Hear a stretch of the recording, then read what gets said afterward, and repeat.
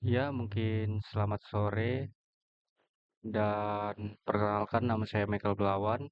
Saya dari kelas 5D semester 5, jurusan Teknik Mesin, prodi Diploma 4, Produksi dan Perawatan Mesin.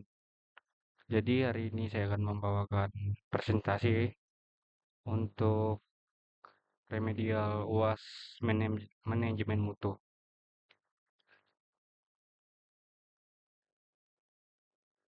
Maaf.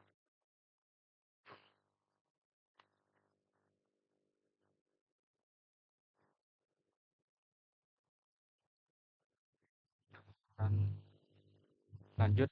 Di sini ada prinsip manajemen mutu. Yang pertama adalah fokus pada pelanggan.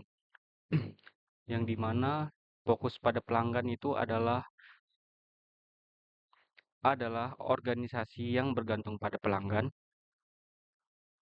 Manajemen harus memahami kebutuhan pelanggan saat ini dan masa depan, serta berupaya memenuhi bahkan melampaui ekspektasi mereka.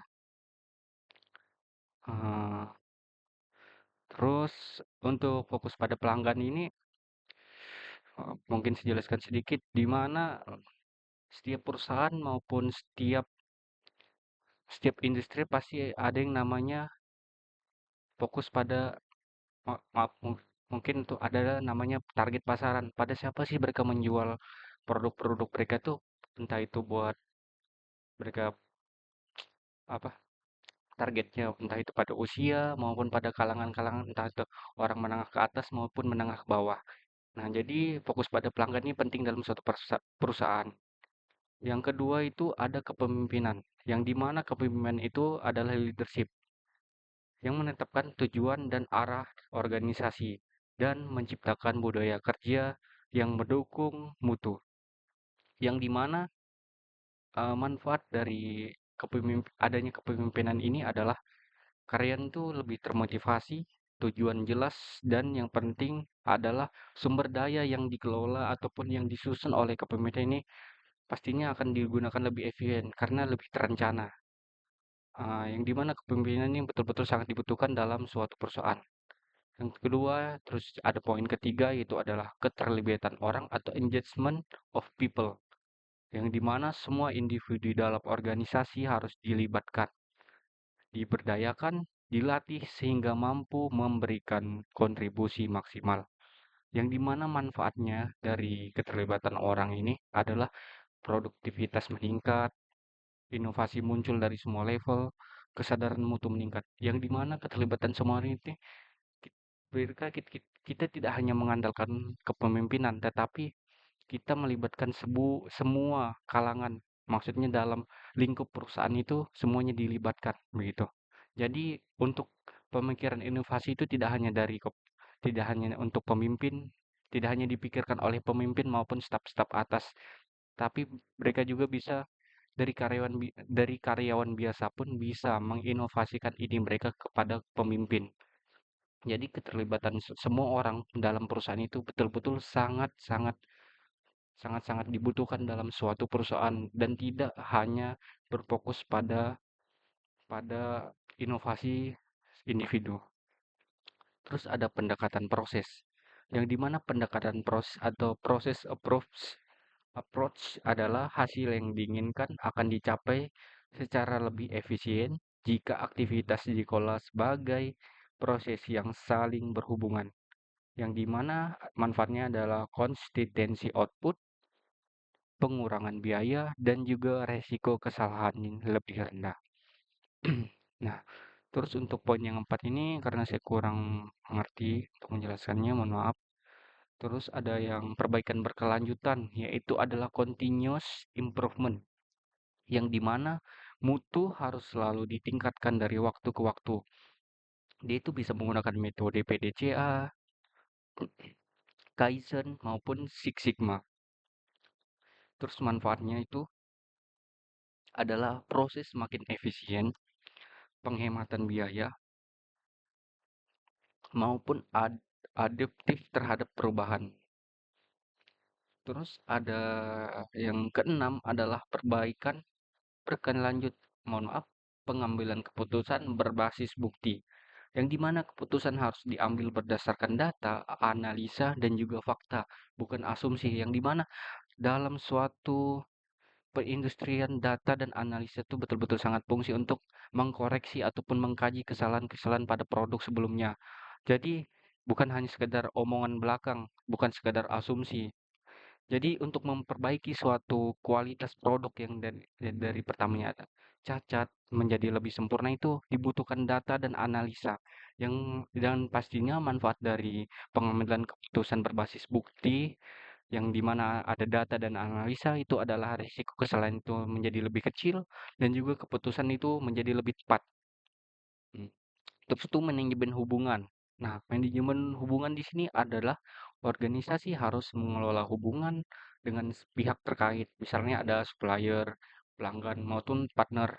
Nah, itu untuk menciptakan nilai jangka panjang ataupun keuntungan jangka panjang. Nah, dari sini kita lihat untuk manajemen hubungan atau relationship manajemen itu, manfaatnya itu supply chain lebih stabil, inovasi bersama, dan pastinya kemitraan yang adil dan menguntungkan. Nah, yang dimana manajemen hubungan ini betul-betul sangat penting untuk suatu perusahaan, yang dimana tidak semua perusahaan itu mereka itu mengelola atau maupun memproduksi bahan bahan mentah maupun bahan-bahan yang untuk apa ya kalau kita bilang tuh untuk untuk melengkapi produk mereka bisa bilang untuk melengkapi untuk menyempurnakan produk mereka tidak semua bahan-bahannya itu diproduksi oleh perusahaan tersebut. Nah, jadi mereka perlu adalah supplier, adapun pelanggan. Mereka menghasilkan sebuah produk. Ya, tentunya mereka pasti membutuhkan seorang pelanggan untuk membeli produk tersebut. Yang yang pastinya ada partner. Partner ini bisa dalam bentuk apa? Kayak investor tuh. Nah, jadi perusahaan itu tidak terlalu banyak mengeluarkan dana karena adanya investor begitu. Terus kita lanjut. Di sini ada quality assurance dan juga quality control. Yang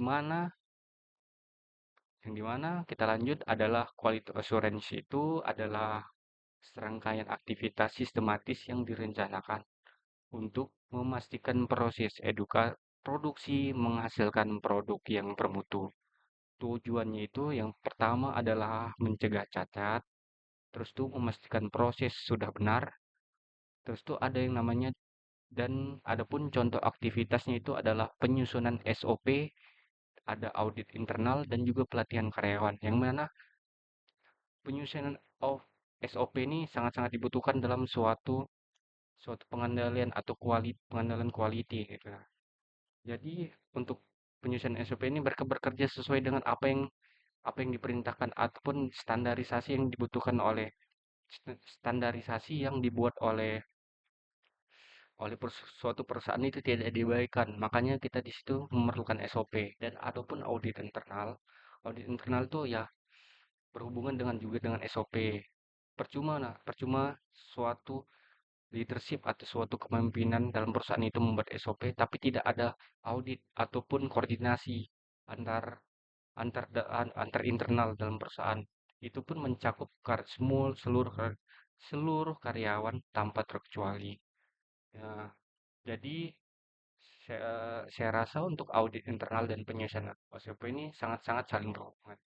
Terus di sini adanya pelatihan karyawan. Nah, di di sisi lain kita sudah membuat penyusunan SOP dan juga audit internal. Nah, disitulah ketika dua komponen ini betul-betul diterapkan dengan benar oleh suatu perusahaan, maka pelatihan skill untuk melaksanakan atau membuat produk sesuai dengan SOP dan juga audit yang telah dilaksanakan itu betul-betul di situ pada saat itu sangat dibutuhkan.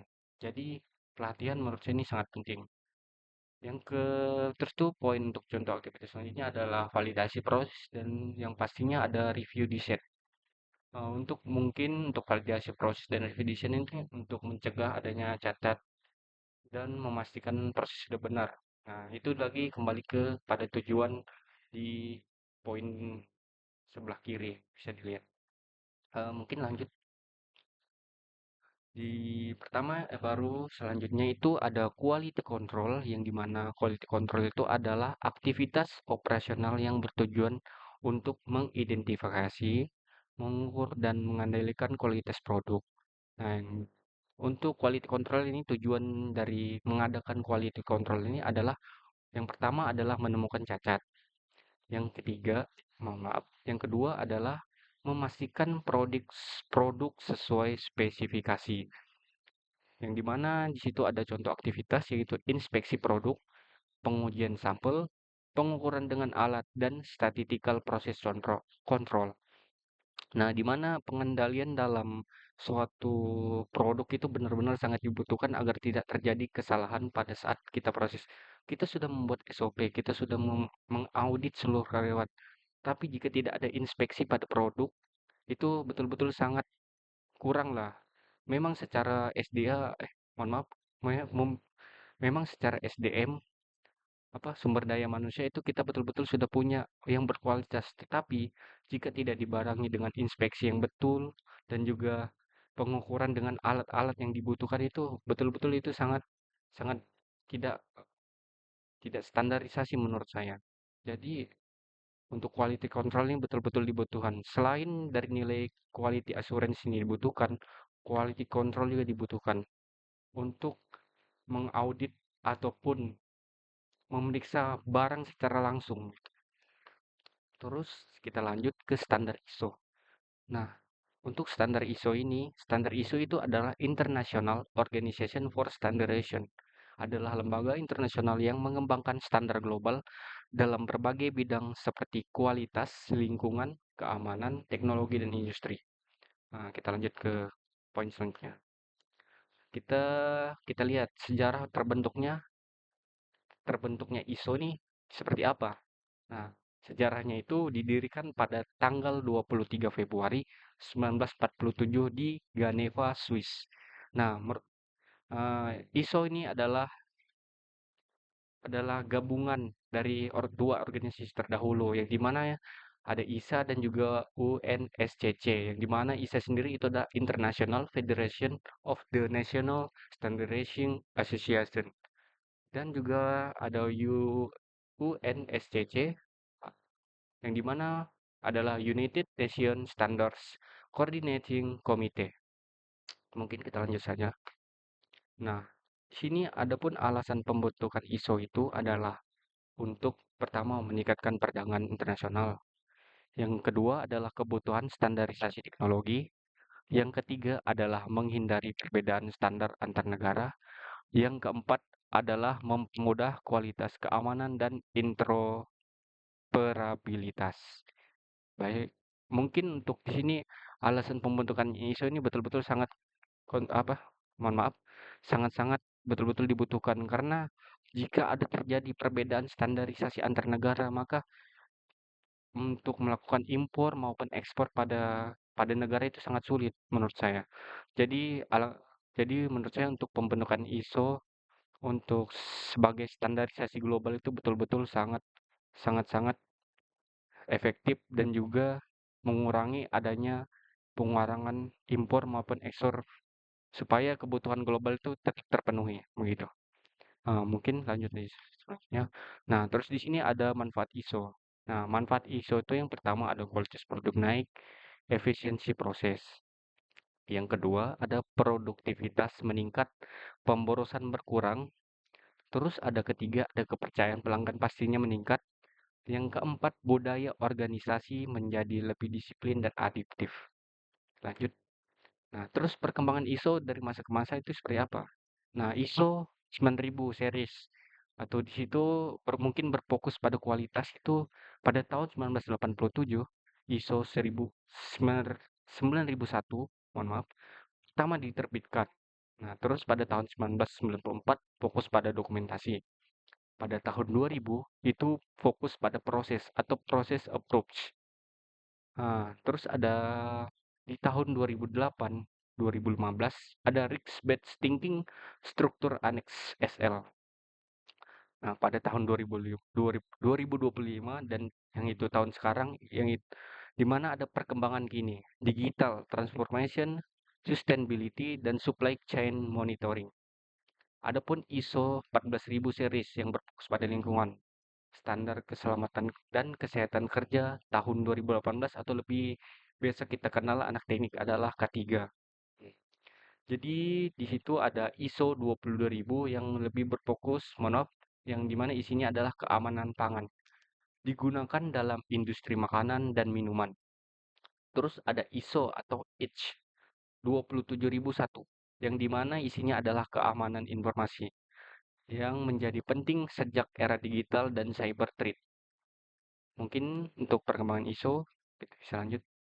Nah, di sini ada total management TQM atau yang dimana TQM itu adalah pendekatan manajemen yang berfokus pada kualitas melalui keterlibatan seluruh anggota organisasi untuk mencapai kepuasan pelanggan jangka panjang.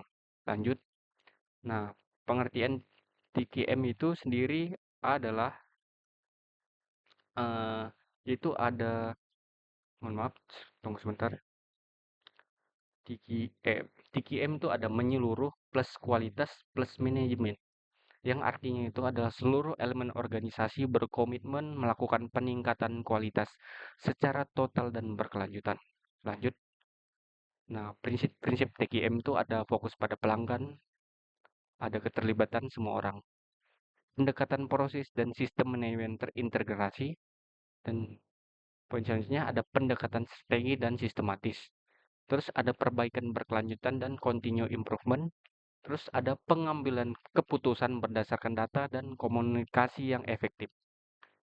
Nah, terus di dalam TQM ini ada alat-alatnya. Ada pondasinya lah begitu dalam TQM. Nah, dalam TQM ini ada PDCA yang dia PDCA ini adalah plan, dot, check, dan action.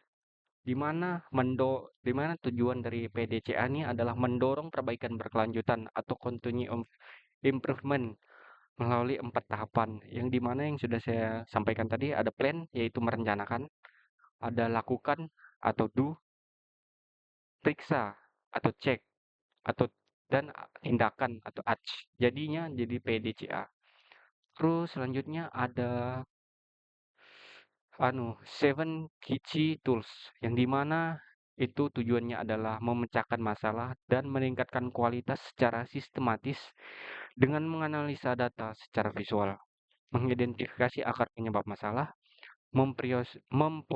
memprioritaskan masalah, memantau proses, dan membantu keputusan yang berdasarkan data. Untuk fungsi seven key tools ini seperti itu. Nah, terus ada fungsi FAMEA atau lebih kita kenal itu adalah, mohon maaf, untuk fungsi FAMEA itu adalah mengidentifikasi dan mencegah potensi kegagalan secara proaktif dan produk, mohon maaf, atau proses sebelum terjadi. Nah, dengan FOMEA ini, organisasi itu dapat mengurangi kecatatan, dan pastinya jika berkedapat mengurangi kecatatan, biaya yang tidak diperlukan itu tidak lagi keluar dalam suatu perusahaan. Begitu. Terus ada Sigma dan 5S, yang dimana itu adalah metodologi dan alat pelengkap dalam kerangka total quality manajemen atau TQM yang digunakan untuk mencapai peningkatan berkelanjutan dan kepuasan pelanggan secara keseluruhan. Nah, adapun fungsi Sigma dalam TQM itu adalah yang pastinya adalah pengurangan cacat, pengambilan keputusan berbasis data, dan juga adanya peningkatan efisiensi dan pengurangan biaya. Mungkin untuk alat-alat TKM saya skip, mohon maaf. Saya lanjut lagi ke selanjutnya. Nah, di sini ada manfaat TKM. Nah, manfaat dari TKM itu ada 6 poin. Di sini ada kualitas produk naik, efisiensi proses, produktivitas meningkat, pemborosan berkurang, kepercayaan pelanggan meningkat, dan budaya organisasi menjadi lebih disiplin dan adaptif. Nah, di mana manfaat dari TKM ini berhubungan juga dengan manajemen yang pertama tadi, yang telah kita jelaskan. Seperti ini. Manfaat, ya. Yang di mana manfaat TKM ini menurut saya sangat-sangat mirip dengan prinsip manajemen mutu. Jadinya mungkin menurut saya sudah jelas untuk manfaat TKM itu tentunya dengan adanya perusahaan yang dapat menerapkan TKM itu dengan sangat baik, maka mereka pastinya bakal dapat dapat manfaat TKM ini dengan sangat baik. Dan tentunya pastinya walaupun perusahaan-perusahaan itu betul-betul sudah menerapkan TKM, pasti ada yang namanya kemerosotan sedikit dalam suatu perusahaan. Jadi kita tidak tahu, walaupun suatu perusahaan itu memang menerapkan TKM, pasti ada saja yang namanya kecelakaan dalam dunia industri. Kita tidak tahu saja ya. Mungkin lanjut. Eh, Mungkin sekian dari saya, Michael Pelawan. Kurangnya untuk penjelasan saya, mohon maaf. Mungkin segitu saja. Saya tutup untuk sore hari ini. Terima kasih banyak telah mendengarkan saya. Saya pamit undur diri. Terima kasih dan selamat sore. Salam solidarity forever. Mesin strong, solid, solid, solid.